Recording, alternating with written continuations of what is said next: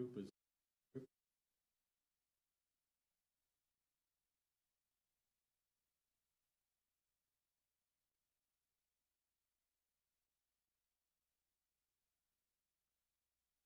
well. This is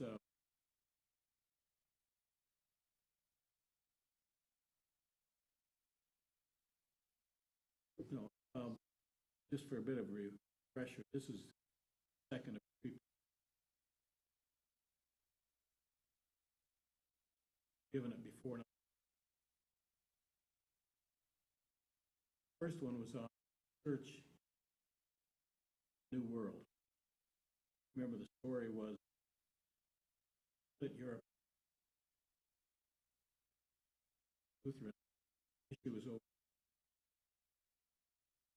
Even position of the church, whether personally.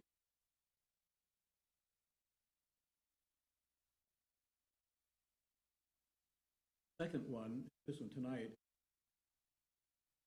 pick up points that I was looking for. Last one next week, comparison between secularism. This is a heavy one, but I think there's people I was thinking about realizing that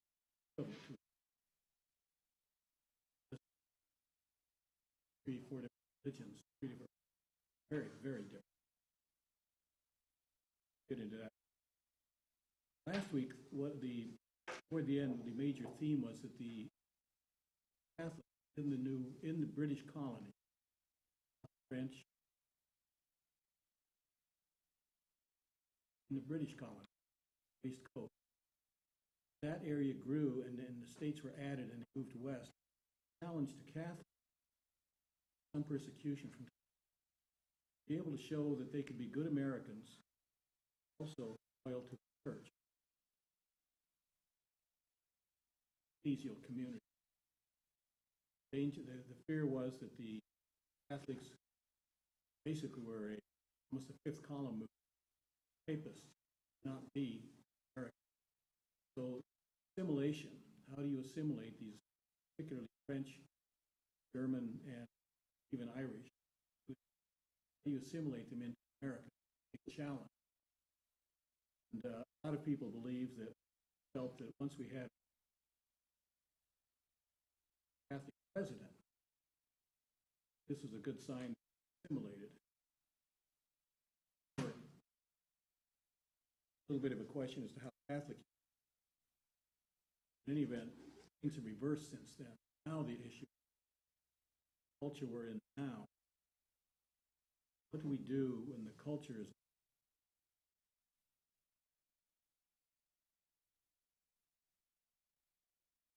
culture? That is the challenge. That was the issue 30 years ago. When basic morality, that's basically the issue. Now this image on the back book, I was asked a book that asked a question. One of them was three questions.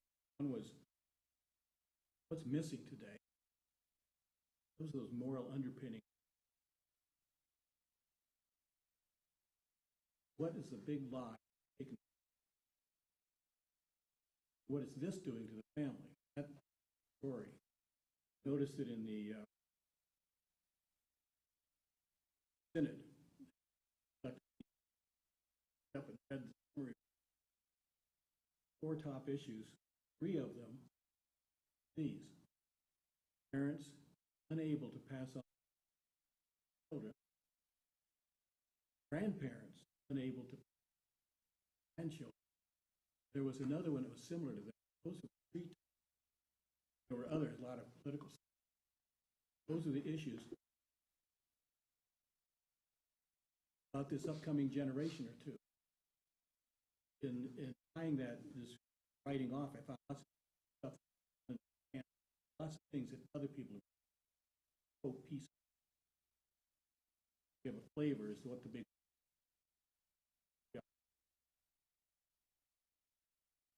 to bring that to a clear picture, the title comes from my nephew. Yeah, my godson, Idaho. He had moved to east. He lives in the neighborhood of Kristen, raises cattle back there, cabinets, built in. He was in Boise 6 years ago. He and I were sitting on a bench, and the reason he was there was that one of his younger brothers was in Boise. And, you know, people are milling around, and we ended up sitting on a bench together in front of the motel. I asked him, started talking about this, the things that he said to me, he said, you know, he says, I've got a couple of millennials who are working for me.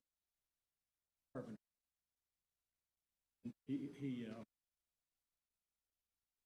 said that he watches what they do. They don't have any sense of direction. He was talking, just living from one day to the next. In his words, he said they do thing A, materials. They do thing B, wood. Then they go back to their apartment, and they go to bed, or they watch television. I'm sorry? Oh, I'm going to use this. Lots of noise. That guy next to you is really noisy, you know. Is this better? Is this better? Okay. See, we're growing into a larger crowd. It's no longer intimate. Okay. So he said to me, he said the employees that he has, they're all millennials. And he finally asks them, you know, what is your purpose?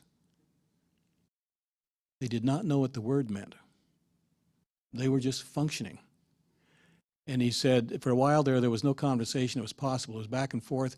But then he said, finally, he said, if you're listening to them long enough, the ones he was talking to, but they're typical, I think, he says they feel abandoned. The generation coming up, the last two maybe, feel abandoned. They're being tossed into a world where it's all about cell phones and technology and second-to-second stimuli. Politics, it doesn't make any sense. There is no foundation. They have no sense of a foundation that was natural to us. They feel abandoned. And so that's where the title came from, A Generation Abandoned. It tied everything together for me. Look at this, the image on this. The reason I put that up there is not a book sale. It's not a book sale. I don't get royalties. The image. These people taking selfies and pictures as if they were in Disneyland. They're in a Spanish cathedral, and they have no idea where they are. Yeah. Look at the guy in the lower left. He's thinking, what are you doing invading my space? See? So I was wondering, what kind of a cover am I going to use for this book? And I apologize, David, I was still on dial-up computer. So the publisher, this is routine, they gave me access to 351,000 uncopyrighted photographs, classified by category. And what you do is you punch in the category you want, and maybe 500 pictures or 300 will show up. You'll find the one you're looking for, the one that tells your story.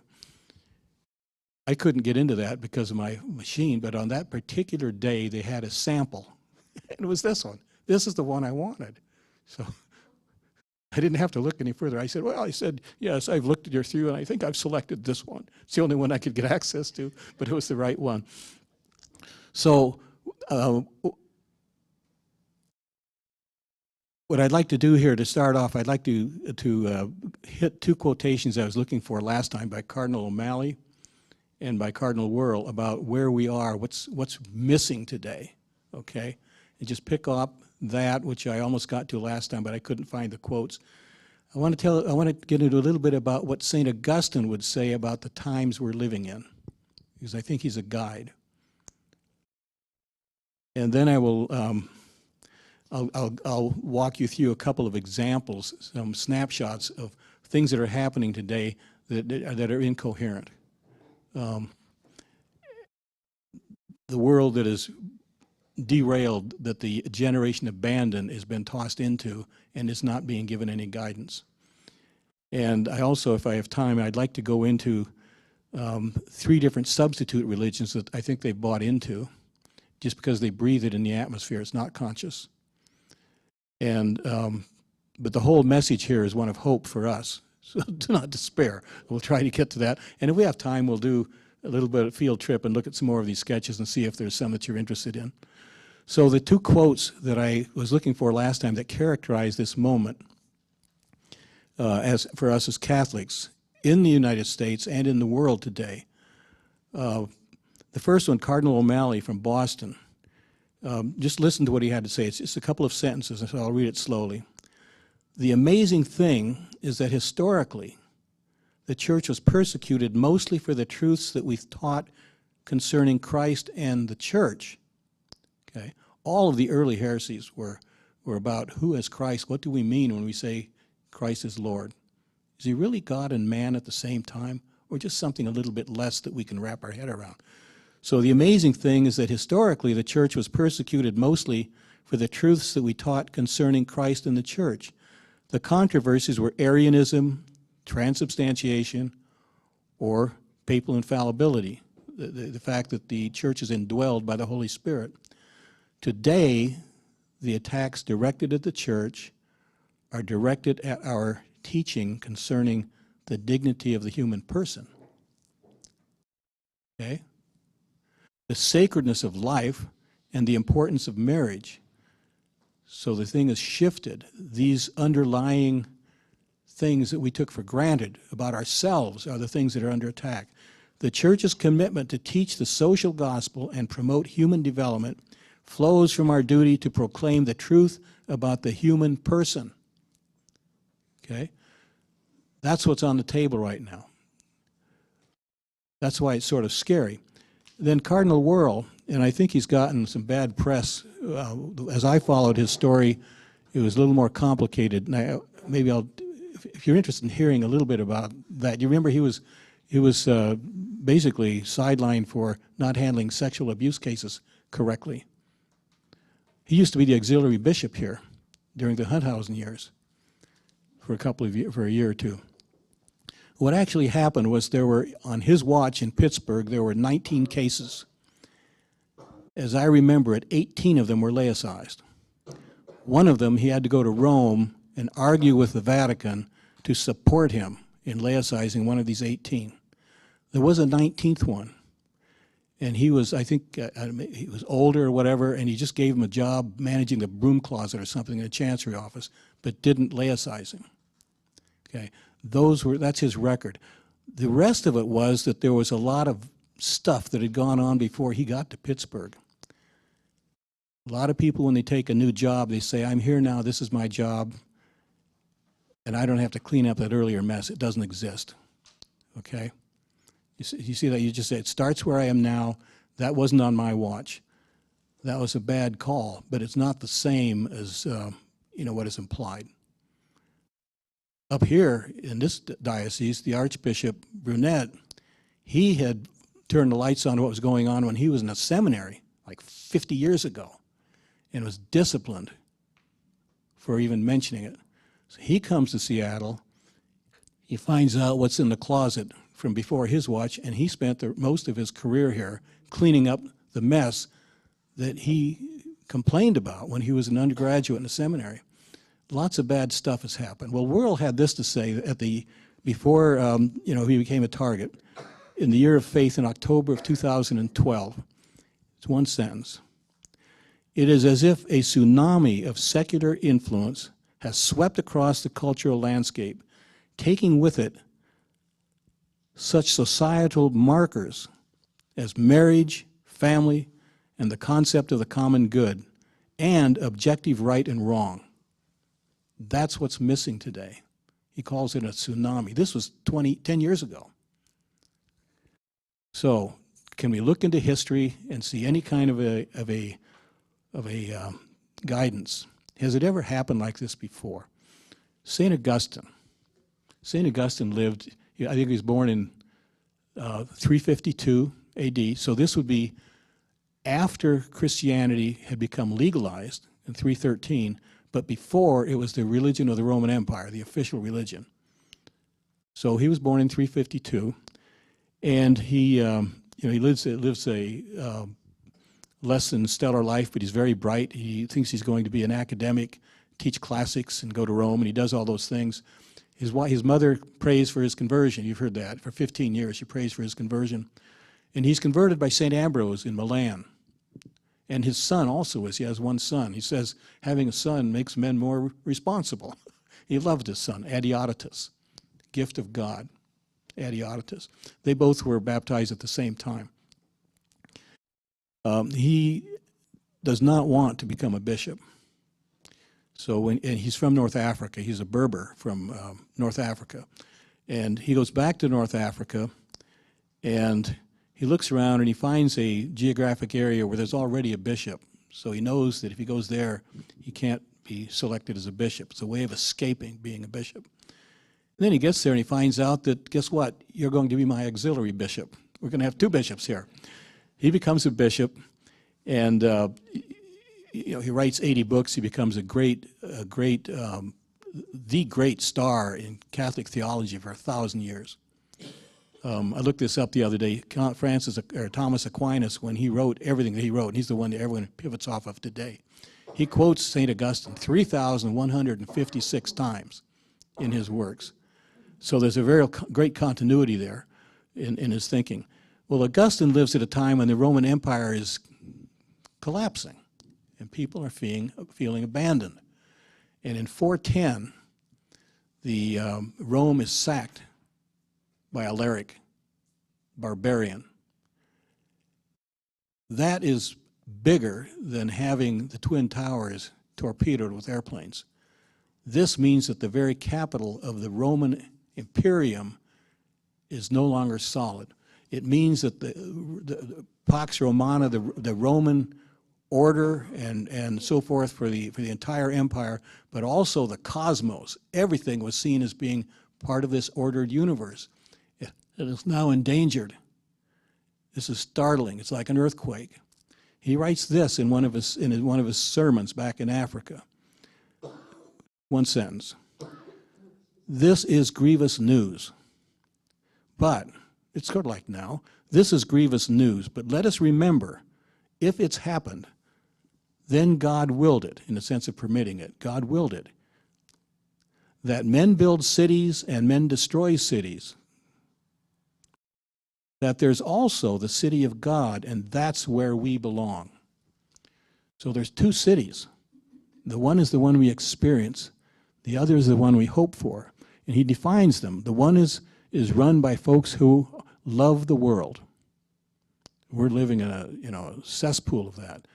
And there are those who love God.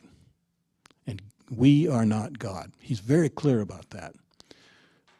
So he writes a book called The City of God. It's one of his three major books. One was on the Trinity, and the one was his Confessions. Okay, you've probably heard of St. Augustine's Confessions. When I was in school at the university, I was studying lots of different things, and I was reading stuff on the side, like The City of God, and trying to make connections to everything I was reading, in the secular literature and so forth for my classes. And one day I noticed this graduate student in political science, and he was more intense than I was. He was like a weasel, wandering up and down across campus, going from one class to another, always with a handful of books. He was an graduate student in poli-sci, and I thought, I wonder what he's reading. I wonder what he reads. And this preoccupied me. Well, one night, Friday night, I was in the library up on the 4th floor, and there's little study cubicles that you can just take and sit and study at. And I'm sitting at one of those, and the weasel went by. And he had a handful of books. And I thought, I'm just going to get up and follow him to his cubicle and just look over the edge and see, in that stack of books, what he's reading. I really needed to know. So I followed him, and very cleverly I looked over what was he reading? It was his copy of The City of God.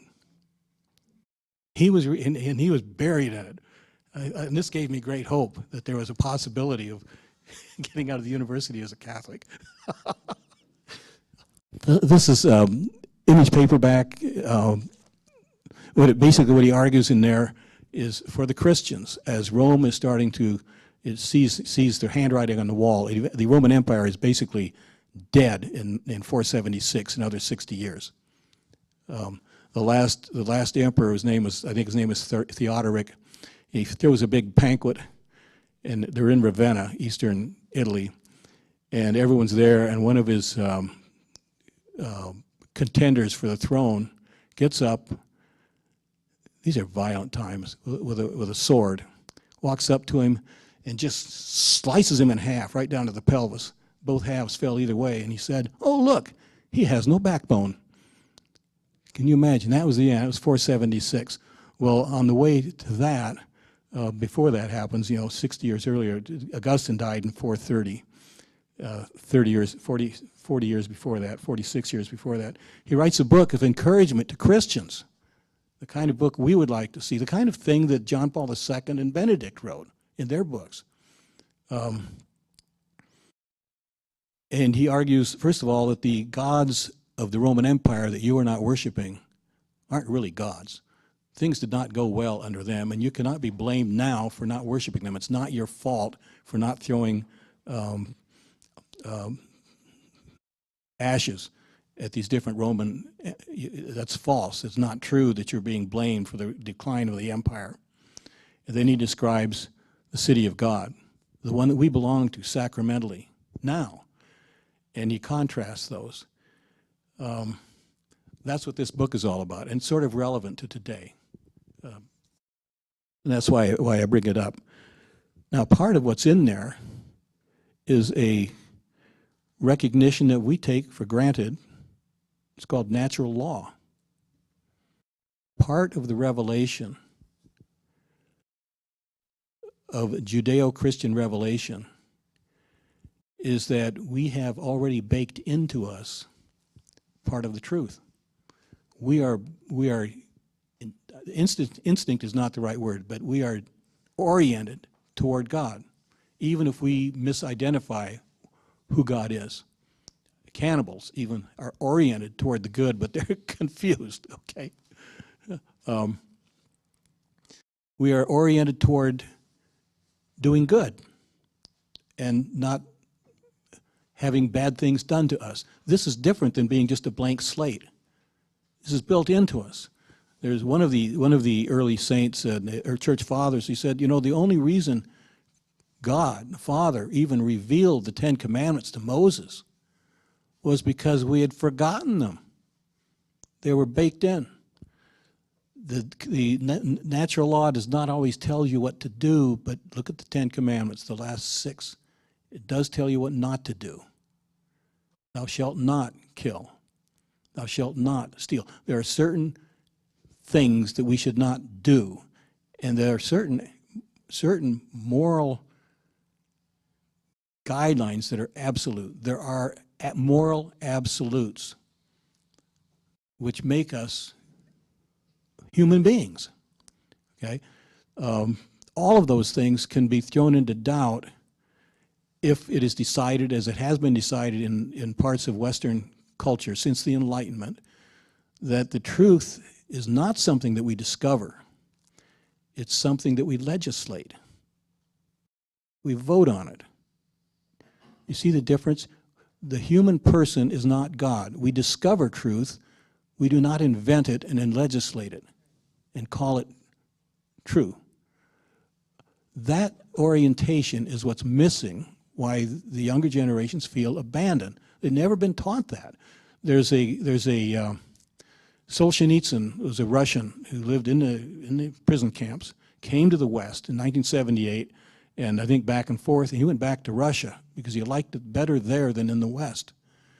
And he tells a story about a young man he's a felon, and he's been tried and convicted, and the judge is just disgusted, he can't comprehend. And he says to him finally before the sentence, he says, "Didn't anyone ever teach you right from wrong?" And the felon says, no. He had no idea. He had never been taught right from wrong. This is the kind of thing that becomes baked in through families, and families are under assault as well. So that's what this book is about. It's about what's missing today, what's taking its place. That's the big lie, that we invent truth. That is the big lie. We invent the truth because we won't say it this way, but because we are God. God is dead. Sartre said that. And then God said, Sartre is dead. Sartre is a Western atheist philosopher. So along comes the Second Vatican Council, and it says an extraordinary thing. This is something that John Paul II and Benedict quoted many times. When I discovered it, I thought I'd really found something. Then I found out I was the last one to notice.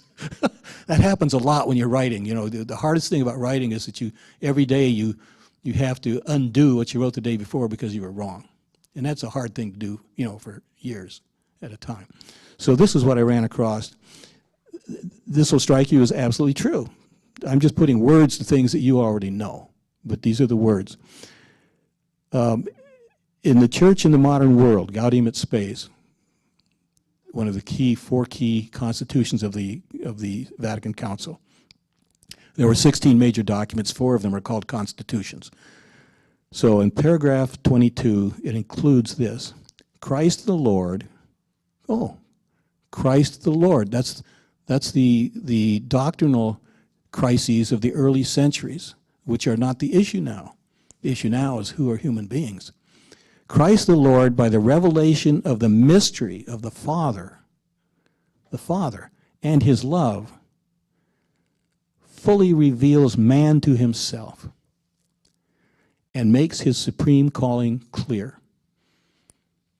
What happens to politics and economics and everything else if you fully recognize that each human person has an eternal destiny?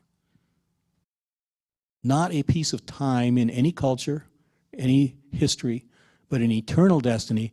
And because however he might have developed, evolutionary or whatever, the human soul is given directly by God.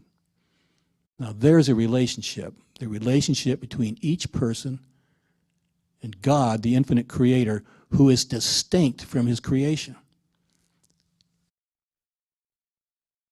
There's a foggy mindset that what God really is part of the evolving universe that we are moving toward. No, he acts in the world, but he is above the world at the same time.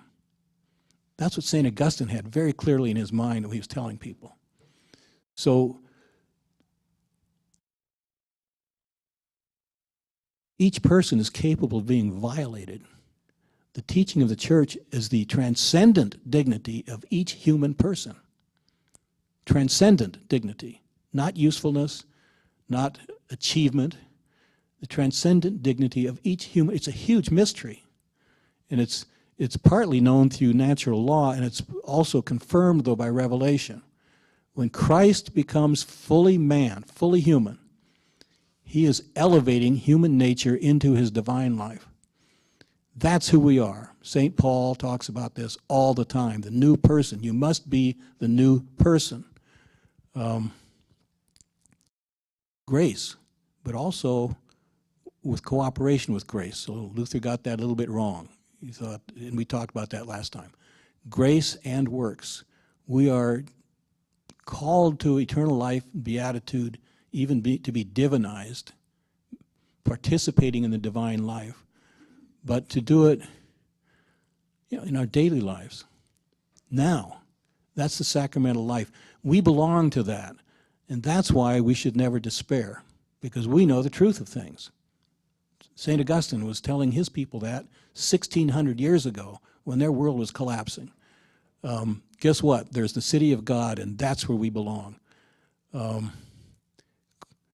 He quotes, in his Confessions, he discovers this, and he's overwhelmed by it. And he's listening. It's basically, his confession is not a biography, it's a prayer. It's a conversation with God. And Christ, he's recognizing what Christ is saying to him. When you take me sacramentally, it's not as if you're taking food that you turn into yourself. I am turning you into me. You are becoming Christ-like. I am turning you into me. This is what happens every time we receive communion. It's amazing. It's a totally new thing. It's the only thing that's new under the sun. In the meantime, though, the world is questioning the dignity of the human person. How many are expendable so that a greater mathematical good might be achieved? How about the ones who are unborn? Or the ones who were impaired? Eugenics, we've been through that before. What is the nature of the family? Is it just a composite, or is it actually a graced family? More like the Holy Family? Is it more than just a legal construct where you give vulnerable children to pairs of homosexuals? What's happening in our society? Freedom of religion. What does that mean? This is controversial the way it's misread in the Vatican documents. Freedom of religion is your right to seek God without being coerced by government. It does not mean you can make up your mind on whatever is true or false based on your intuition or whatever you need. You're not the source of truth. I'm not the source of truth.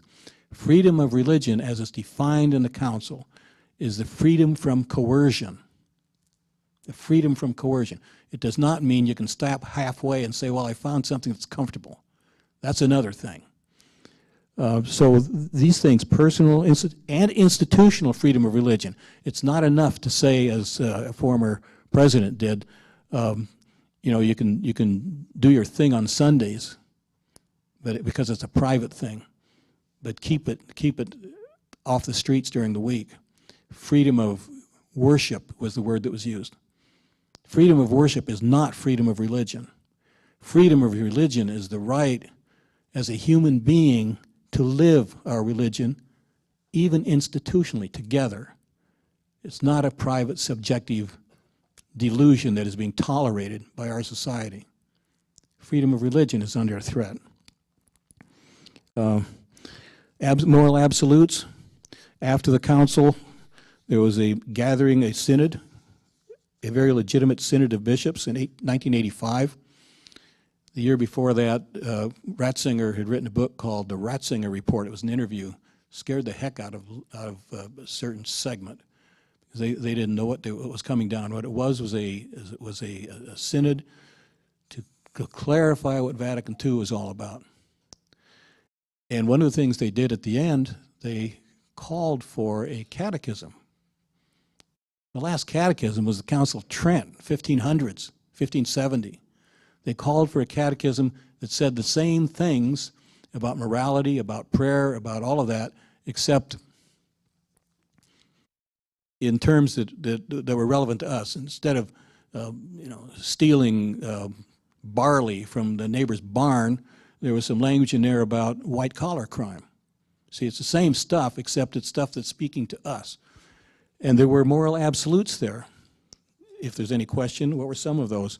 One was the intentional killing, morally absolutes against the intentional killing of the innocent. In the catechisms, that's paragraph 2273. One is infanticide, which today is not distinguished from abortion, because there's proposals today that a parent can kill the child after they're born. What difference does it make, the contact with air? Nothing's real, except what we vote on. Infanticide, paragraph 2268. Abortion, euthanasia, physician-assisted suicide. In our legal code, it is presented as an exception to the homicide laws. That's the way it's presented, as an exception to homicide. Killing another person's homicide, except if physicians do it. There is no positive way of saying what people pretend that it is. So a lot of this is word games that we're living through. Sexual immorality of all kinds. The German Synod of Bishops, I don't know how many of you follow this, but the German Synod of Bishops has gone completely off the rails. They are now calling for a correction to the catechism that would allow homosexual activity, masturbation, et cetera, because they feel that the catechism is out of date. That's what's going on in one of these synods that the Vatican has to deal with. So these times, everything that we used to accept as because it's normal, the natural law, intrinsic to the human person, those things are what are in danger now.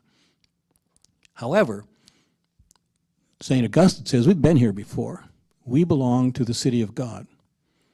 We belong sacramentally to a whole different world. It's a gift, and we should never lose sight of that.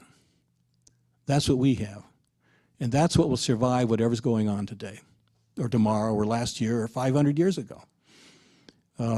That's what the incarnation is, where the second person of the triune oneness, God is relational, the Trinity, the second person, totally present as God, totally, not half, not a hybrid, totally took on human nature,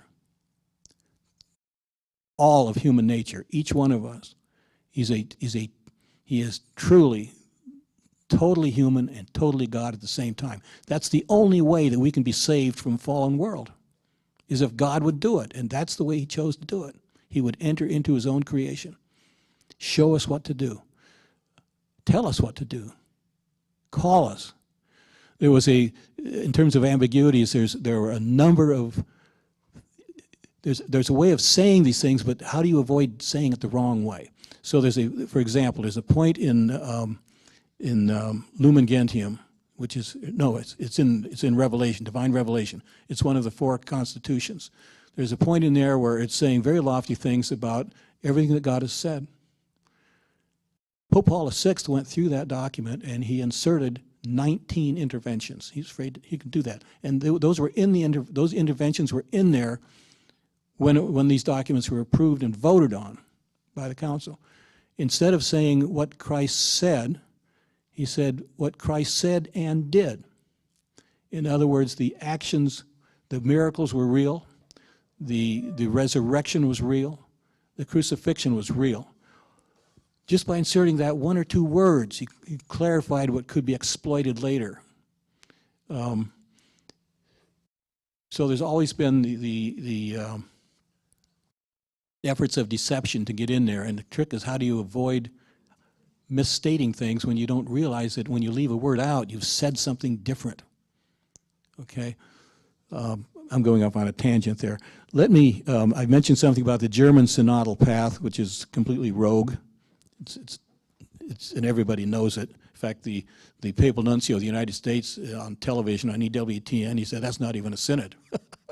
That's not a synod, it's a block party of bishops, and then the radical, it's a group of lay people all mixed together, putting things on poster board and then insisting that what they recommended will become binding in Germany, not part of the universal church. Side story on that, if they ever decide to, or are identified as not being part of the universal church, they're all bankrupt, because the way they pay their annual appeal, it's collected as part of your income tax. And if Rome ever said you're not part of the universal church, they don't have any money at all. That's what's forcing them, I think, to think twice about some of their adventurism. There's a whole, don't trouble yourself with that. It's kind of amusing to watch part of it. Let me mention some things that are in this book that are just snapshots then of the, and then we'll be almost done, snapshots of the big lie that we're living through when you start adding them up. Oliver Wendell Holmes was a Supreme Court Justice, 1895. So for some of the value neutral kind of approach to things that sneaks into the law, trace all the way back to him. Let me just read 2 quick sentences that he said in his writings. You'll say, holy smoke, that goes back 135 years. Here. Associate Justice Oliver Wendell Holmes had already set the tone for relativistic legal invention when he wrote, quote, I often doubt whether it would not be a gain if every word of moral significance could be banished from the law altogether. Yes. I often doubt whether it would not be a gain if every word of moral significance could be banished from the law altogether. After all, if we are not human beings and we're just clever pieces of meat wandering around the politicians have to organize, then don't mess things up by talking about morality. It's all a math problem. Okay? So that's one of the things he said. Earlier he had written, I think that the sacredness of human life is a purely municipal idea of no validity outside of the jurisdiction. Meaning, if we do want to talk about human life, sacredness of human life, it's just because we invented those words. It's a convention. It's only a convention. It's not true. But it's one we live by. 1895, this is a Supreme Court justice saying that. And it wasn't long before, you look at, Roe v. Wade was overturned. And the reasons why, it was completely fictional, the way it was argued. If you read the ruling in the Dobbs case when Roe v. Wade was overturned, the arguments of precedent did not exist. The arguments of national character did not exist. The arguments of, I think, our national history, the different things that were used as footnotes, all of it was fiction. It was a tissue of lies. And what Dobbs did, the Supreme Court, is they just said so. They said, we've looked at this thing and this is not even real, and overturned it. So that's part of our history. That's the last 125 years. The Roe v. Wade, the 1973. Okay, so I went down to in 2015. I went down to the legislature. I was retired by then, and I was listening to the testimony. The Archbishop Sarton was down there, and they were receiving testimony on whether the legislature would legalize gay marriage in the state of Washington. So there's a story there. It's been legalized. But the thing that struck me was how the problem can be cast as the solution. Okay, word games. So on the screen, they had TV monitors and whatnot, and here shows up like an 18-year-old young man. He's wearing a tie and a white T-shirt. He's very, very clean-cut looking. And in testifying in favor of the gay marriage, he's telling how his parents split up when he was 12. He didn't know his father. So here he is. He's a young man who has no influence of the father. This is one of the problems that leads, that enables homosexuality. He doesn't have a father figure. But he has met his father at the age of 18. He likes him a lot. And he's concluded that what he wants is to have an older man to live with for the rest of his life. He's stunted. And this receives applause. This receives applause in our culture. That I've been victimized. I don't have a clue what's missing.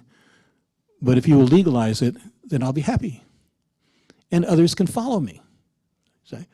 It's amazing. The First Amendment guarantees that the federal government, the Congress, will not establish a religion. Now, part of our history in the past was to get away from established religions by the federal government. Now, after the Constitution was written in 1786, there were still states, not the Congress, but states that had established religions. Methodist, Presbyterian, Anglican. The last one to drop that was in 1833. That was half a century after the War for Independence. Well, have we noticed that the Congress cannot do that? But has secular humanism been established by court edict and by the administration? See how that's worked? Court rulings about gay marriage, legalizing abortion, imposing gender theory. The court rulings are establishing secular humanism as the national religion. The administration is going along with it because it gains votes. This is deterioration. At the World Meeting of Families, you're going to like this, Dave Warren from Saddleback Church in Texas or whatever, he was invited to speak at the World Meeting of Families in Philadelphia in 2015. And he said it right. Let me just read this to you. Like I said, this is a stamp collection of things that I ran across that just cobbled together partly. 55.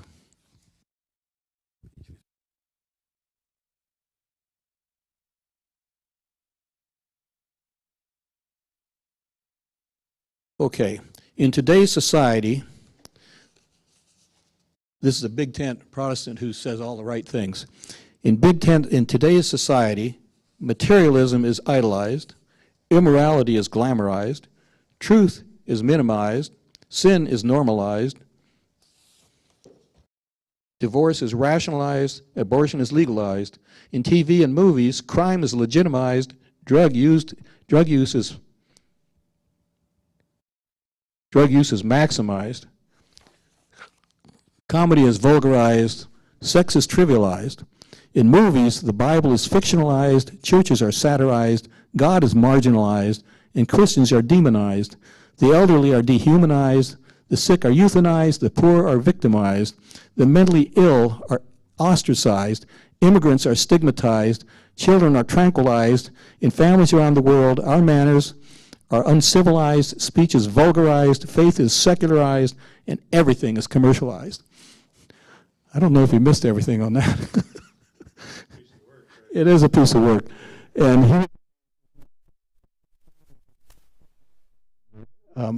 Archbishop Chaput, who is still verbal. He's saying some things that are being reported that are very solid, even as a retired archbishop. Oh,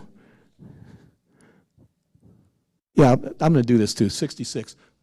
Huckleberry Finn. Huckleberry Finn is not allowed in libraries for schools because it uses the N-word, but there's something else in there that would be an obstacle if that were not it. He tells the truth. Yeah. So Huckleberry Finn is on the raft going down the Mississippi River with Tom Sawyer. And Indian Jim is with them. I guess Jim is the black man. Okay. And he's escaped. They're going down the river together. And they're talking about Solomon in the Old Testament, who refused to split the baby in half. He wants to know who the mother is. He's not going to split the difference, the political thing. And Jim says, has no education at all. He says this dispute weren't about half a child. Dispute was about a whole. And the man.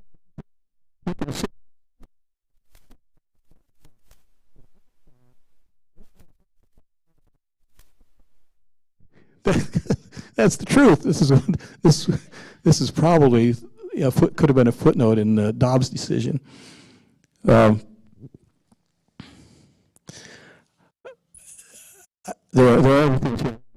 There's one other one I want to mention about the upcoming generation. So I was down at the Museum of History and Industry a couple of years ago. I guess it was like 6 years ago.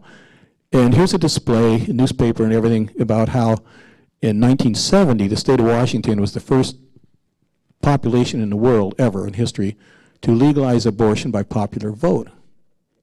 And here's this big headline newspaper article. It's in a frame and everything.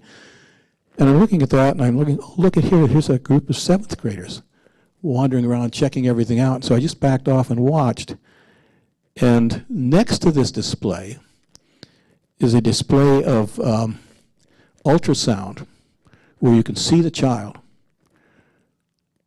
unborn.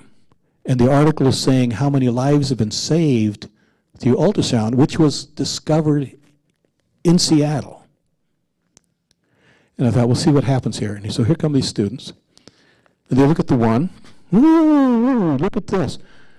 Abortion. Then you look at the other one about lives being saved. And their answer is, oh, real cool, neat. And they wander on by. They don't see the contradiction at all. There's no contradiction. It's just two pieces of sensation. How do you talk to people who have been lobotomized before they get out of grade school? By public education on some of these issues. So what I tried to do is find these graphic examples. There's another one. we believe that we're a scientific culture, right? We're the scientific culture. We do science stuff. And everyone knows how badly Galileo was treated. Okay? He wasn't really treated that badly. And he was a practicing Catholic until his death, and I believe his daughter was a Dominican nun. They corresponded. There's books about that. But the recognition that planets moved in a different way was challenging a mental image that was tangled up with the biblical creation that put the world at the center of the cosmos. And so the scientific fact had to be separated from the theology, and that's what was starting to happen with the telescope. So we live in a culture that values the telescope. Hubble telescope, what's that new one called? James Webb telescope. But a telescope that looks at the interior universe, the child, another universe, the equivalent to a telescope, that doesn't count.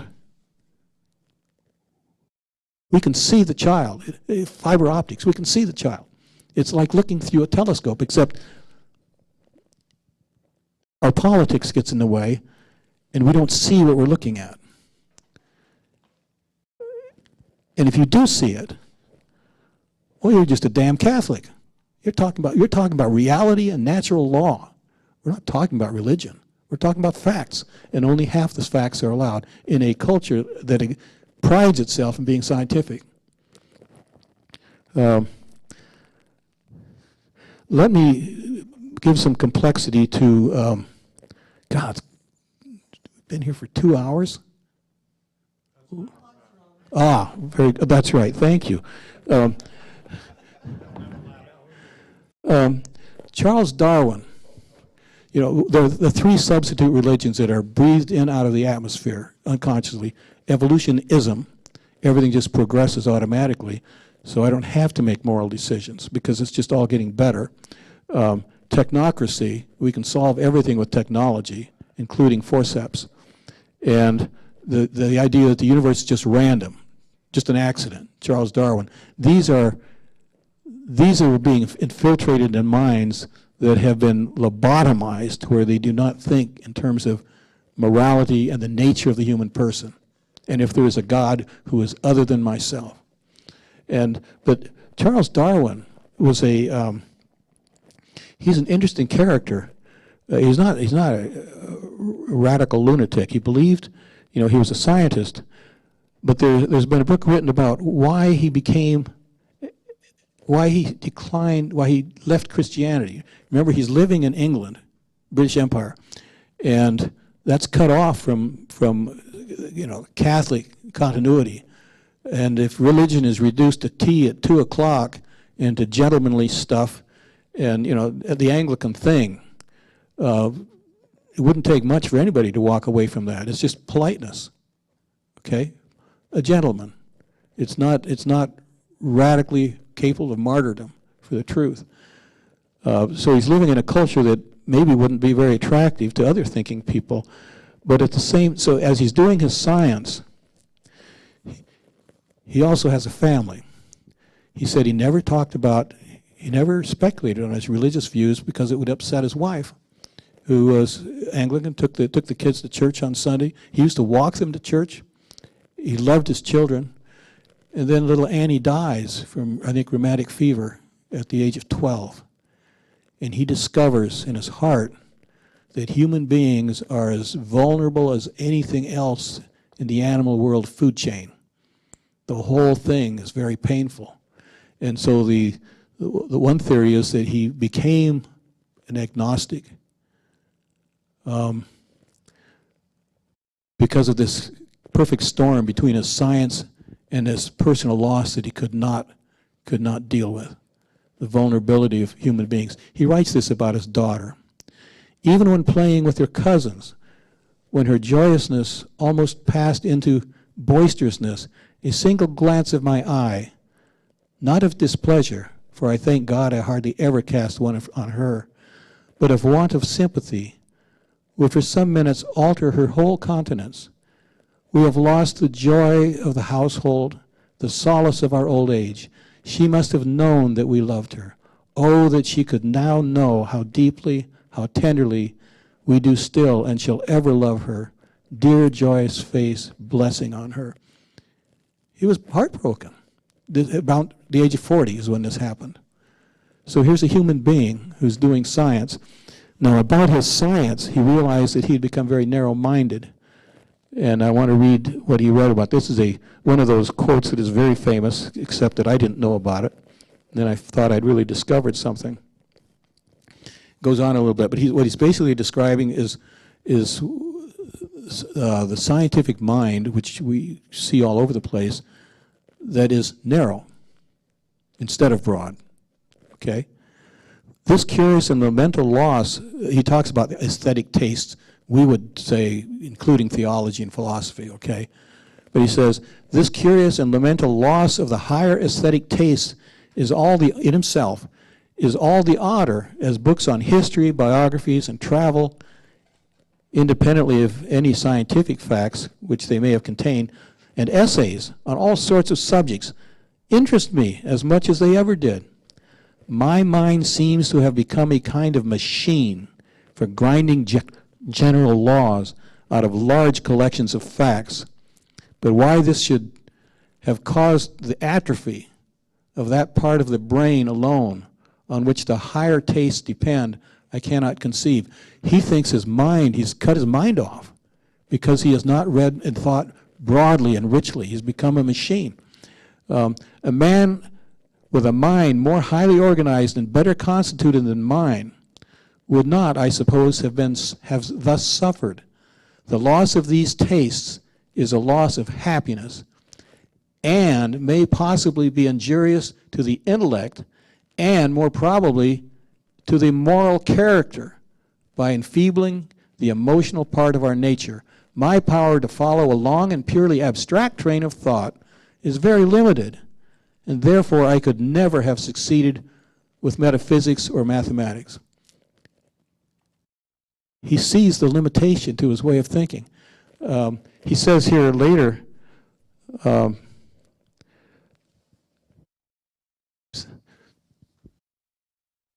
about religious questions. I actually have these there. Real short, he says, Darwin once wrote this about the riddle of God. Quote, a dog might as well speculate on the mind of Newton. Newton, one of the leaders of new physics. A dog might as well try to speculate on that as a human person trying to understand the mystery of God. He saw that. I'm not even sure there's a whole lot of theologians operating today who see that. Okay? And the person who invented the term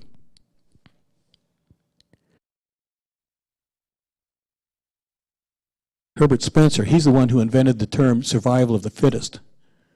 What Darwin came up with was, it was a different term. It wasn't survival of the fittest. It meant sort of the same thing.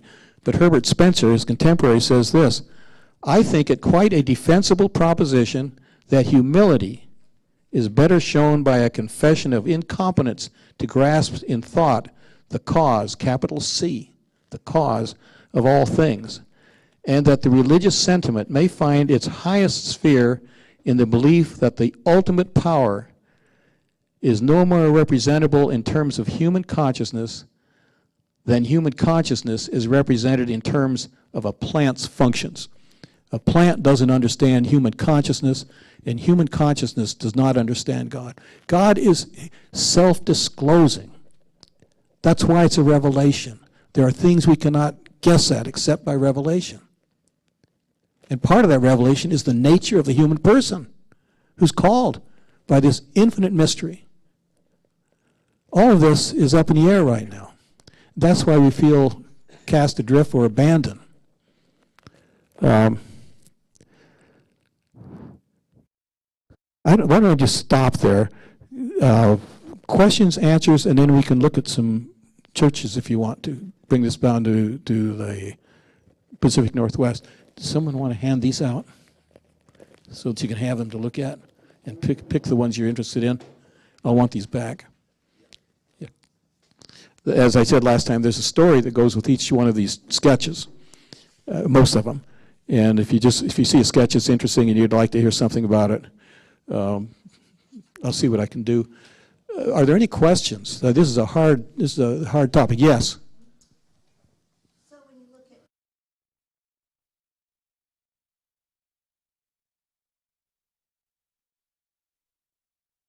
Yeah. you're always if it's your life, Yeah. so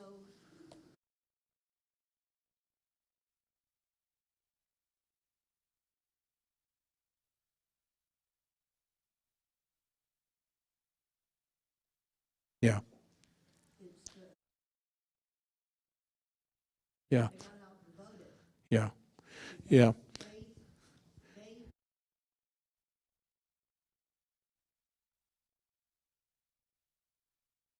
Yeah, because they don't understand what it means and how deep it can actually be. To them, it's a sensation. it's God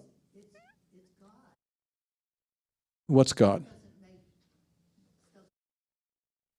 No, absolutely not. Yeah. What can we give them? Yeah. Believe in God, Yeah. so therefore they don't need children because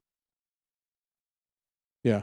Well, this is if some of them are honest with you, they'll say they feel abandoned, and they're becoming. It's called. It's historically it's called a sensate culture.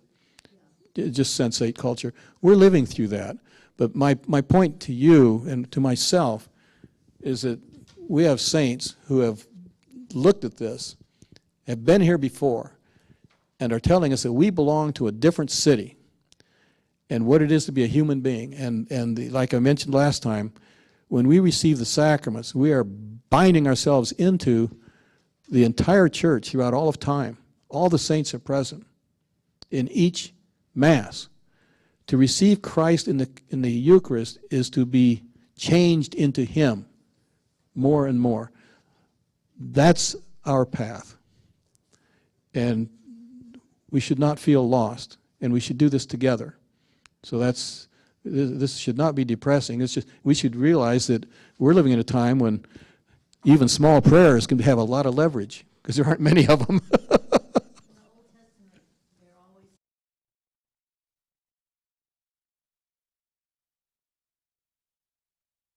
Yeah. Jesus would say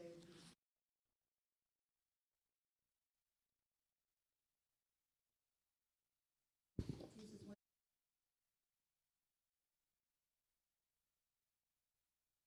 Yeah. He said, like John's gospel is very strong in what you're saying. He said, when you've seen me, you have seen the Father. I and the Father are one. I am in the Father, He is in me, and I would want you to be in us. It's John's gospel takes off from where you're starting there. Is anyone looking at a sketch that you'd like to hear a story about? What number?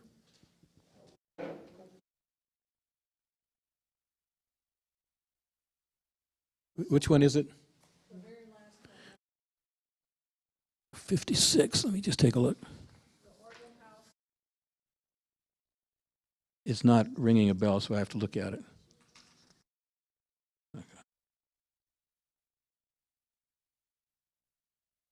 Oh, this weird thing.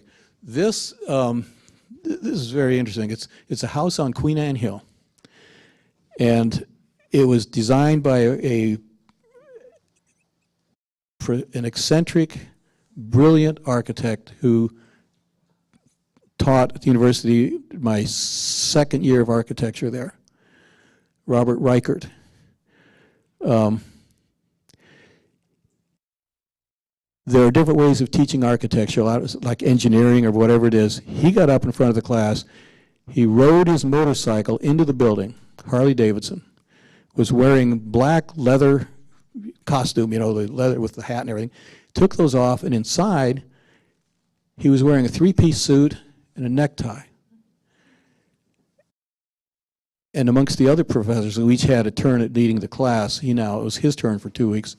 He says, I dress this way because I respect each one of you students. and I respect our profession. If you listen to what I tell you, you will all become great artists. And the beginning of all great architecture is love. Can you imagine at the University of Washington? And he took off on it. Now, this is his house. On the right, you see that's a tall, tall ceiling. It's an 18-foot pipe organ that this house is built around. He was an organist, artist, an architect, and he decided to become that at the age of 4.5 when his dad took him from Fargo, North Dakota into Minneapolis to see a cathedral. If you look at the black pattern, you see that circle there? That is a piece of what the cathedral in Florence looks like. It's the cathedral that started the Renaissance, Santa Maria del Fiore. It had a drum like that, which is a round cylinder, and then the dome sat on top of that. The cylinder had these circles painted in it. So he took a fragment of that and put that image on his house.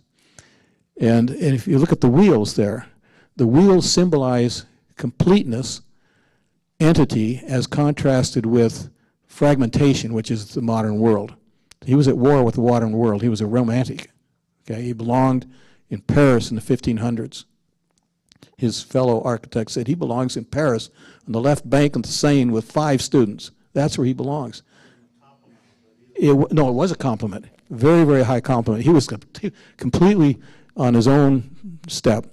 Now, those wheels are meant that as you drive toward the house, down the hill, heading north on 3rd Street, I think, those wheels with that house with that slanted design on it, the visual impression is supposed to just be a second that there's a locomotive rolling down in front of you, that you're being confronted by modernity. On the wheels, before the concrete had settled, or had dried, he had written in the Lord's Prayer. His neighbors hated him. He played the organ, he played Handel's Messiah on Christmas, and he said at one time they came after him with a shotgun. The police settled it down. They didn't like him. Well, this house was recently bought by a couple and restored to what it looks like here. It had been all covered over with siding and whatnot. They bought it and restored it back to the original condition, just about.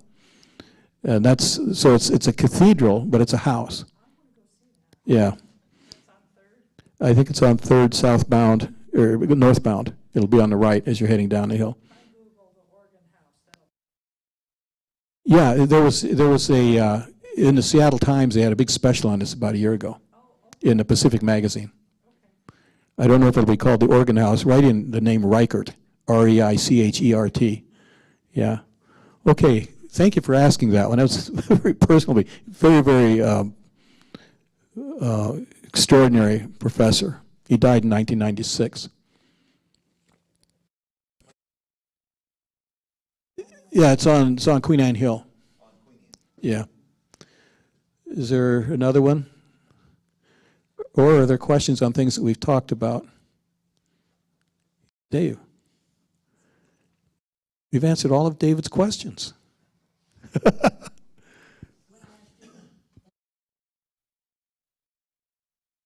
About what? When I asked today in the wisdom Yeah. about the tempest, Oh, the tempest, yes.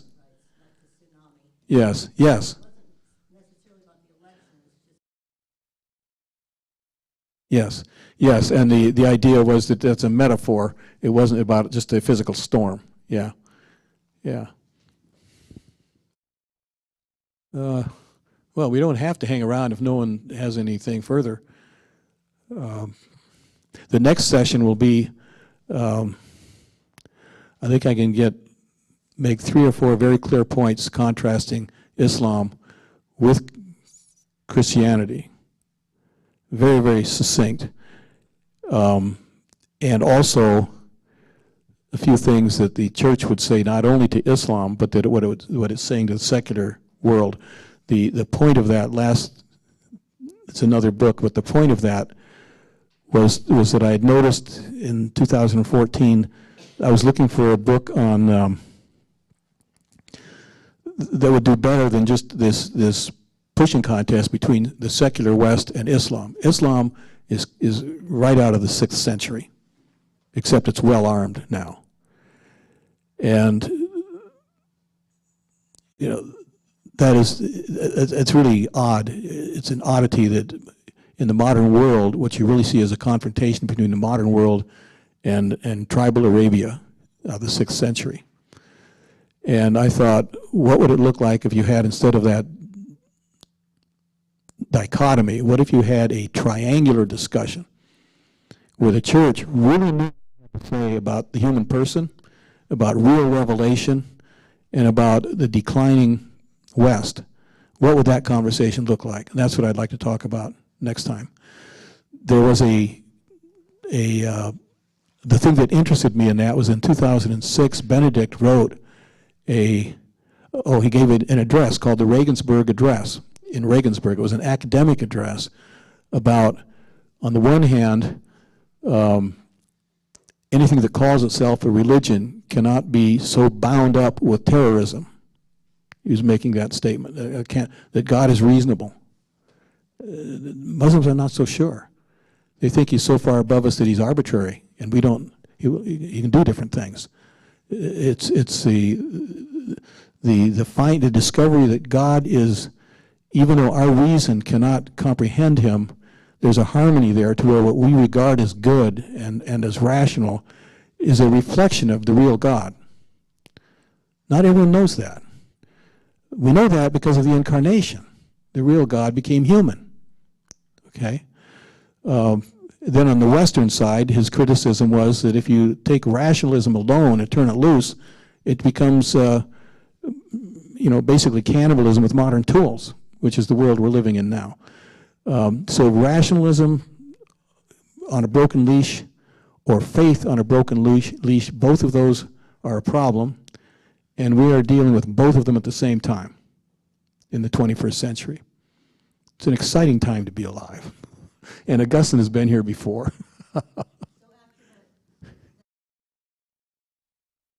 Yes.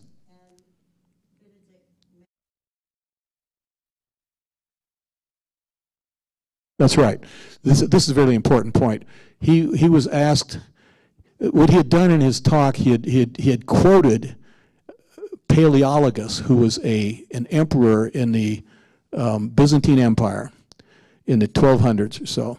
And Paleologus had said, wherever Islam is, you have terrorism. He had said that. And so Augustine, or so Benedict, as an academic, is simply quoting that. He's not endorsing an attack on Muslims. He's not endorsing anything. But it was taken as very offensive. And this nun was killed. Was it in Egypt? It was somewhere in Africa, I think. And so they demanded an apology. And what he did was he apologized as they didn't understand the point he was making. But he did not retract his statement, which possibly shouldn't have been made. Maybe he should have thought about the political consequences or something. But he's very precise. He's very surgical in his comments. He's a very precise thinker, Benedict is. So he didn't apologize. The thing to notice is that the West, which was also being criticized, they didn't pay any attention at all. They just ignored him. None of them said, we're going off on the wrong track by doing so rationalistic that we're rationalizing everything. That was the thing that struck me. That's a whole story. But anyway, reading his document it triggered my interest, and I thought, I don't know anything about this stuff. I'm going to just keep reading on it.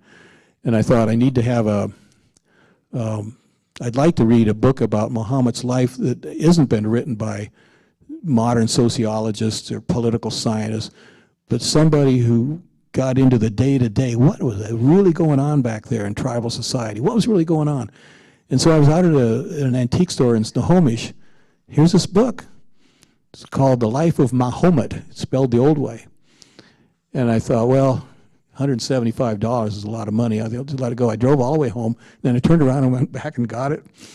And it was It had an inscription inside. Someone had written in it, given it to somebody else, dated 1844. I thought, okay, that's fine. This is 1800s. I got home and I looked at it more closely, and the script, the typeface was older than that, and the paper was older. And you look at the Roman numerals down there on the bottom of the title page, it was 1713. And it had a certain slant to it, which I learned about as I looked into other things, but it had the day-to-day life, what was really going on. I'd like to go through Muhammad's biography a little bit next time, because it's really interesting how it grew up into, it didn't have to happen. Islam did not have to happen. We'll go into that next time. But it's a very biographical, small, little details that fit together, and there's a trajectory that just happens to take place. Under other circumstances, it never would have happened. I think that Islam should not be compared by theologians to Christianity. It should just be studied by anthropologists. That's what I think. I'll tell you why later. So next time we'll get into that a little bit. Yeah.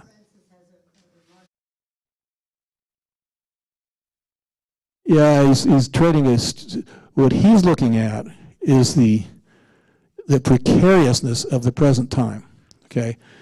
And he is trying to find a way that others might do it differently, but he's trying to find a way, like when he talks about fraternity with Muslims, some sense of fraternity. Problem is that word doesn't mean the same thing to them as it does to us. But can you start to have a conversation? He's trying very hard to keep things from blowing up.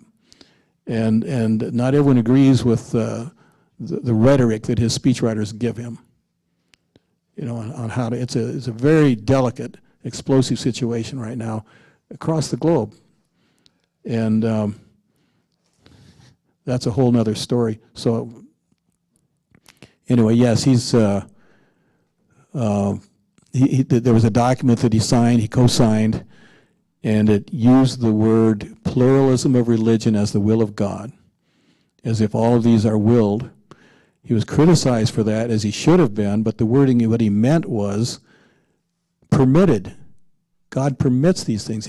It's not his will necessarily, but he permits this multiplication of religions. It's a very delicate point. One or two words, one way or the other, can change everything. And that's a tough road to navigate. It's his will that we choose. Yes. Yeah. He will not intervene to violate the free will that he has given to us, because we are in his image and he acts freely. And we share that freedom, but we violate it. There's a whole theology built around that. I've got a closing prayer here that I just picked out. Maybe we can go with this. It has something about hope. In the name of the Father, and the Son, and the Holy Spirit, amen. This is probably, it's a short half a page. O God of love, all-powerful and all-wise, I turn to you today in hope. I want to be yours, as you yourself want me to be. Let me prove my sincerity by doing whatever is necessary to obtain this holy favor. You want to give me the supernatural strength to become ever more perfect in my daily life. You will never deny me whatever is truly necessary for my highest success.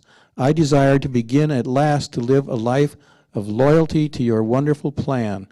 If I look toward heaven in my daily activities, many things will become easier.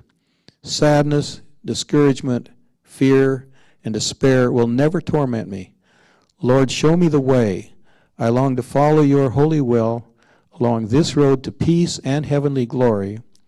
True, you may lead me along rough paths at times, but I must not forget that my final destination is well worth the trouble.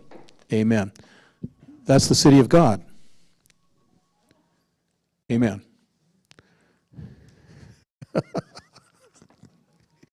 Okay.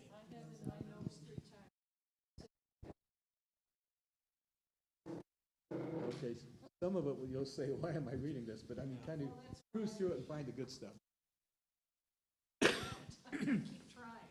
If you want to read one book, just read the Confessions. I have that too. Read that one first. Oh, yes, yes. Always read that one.